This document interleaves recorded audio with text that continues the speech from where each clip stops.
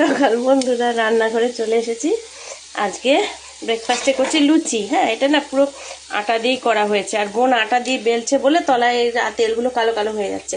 আজকে আবার একটা নতুন কায়দা করেছে। লুচি যখন মেখেছে আটাটা, তার মধ্যে দিয়েছে জোয়ান।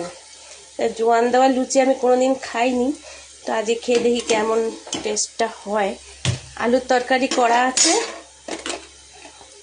শুধু আমার আর ওটা ভাজি। আর দুজনের ব্রেকফাস্ট হয়ে গেছে।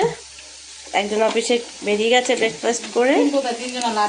ও লাড্ডু তো লুচি খাবে না, ও তো ডগ ফুড। আচ্ছা, এদিকে আমি ভাজি উচ্ছে আলু। ওই বাবা বাবা, লুচি ভাজি দিয়ে আলুগুলো লাল লাল হয়ে গেছে। উচ্ছে আলু ভাজা, একটু সর্ষে ফোড়ন দিয়ে উচ্ছে আলু ভাজি।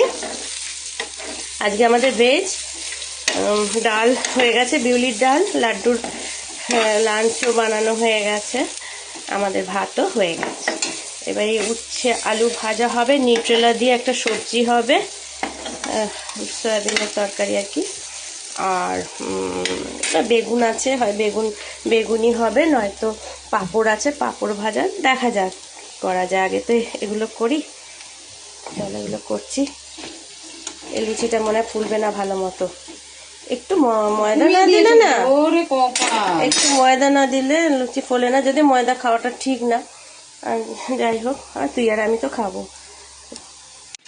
এখন করছি বিট ভর্তা।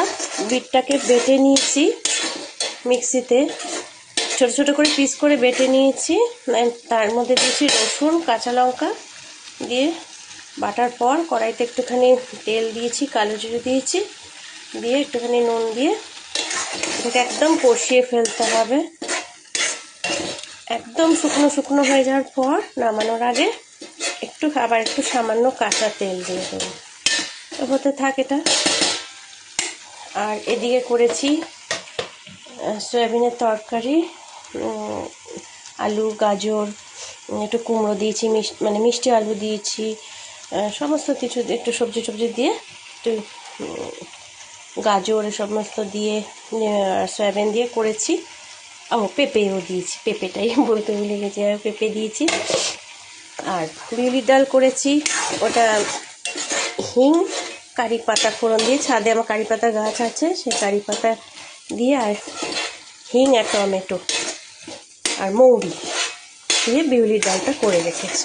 তা আমাদের পরপর দুদিন ভেজ আজকাল, তাই ডালটা একটু বেশি করে রেখেছি। ওটা দুদিন হয়ে যায় ডালটা।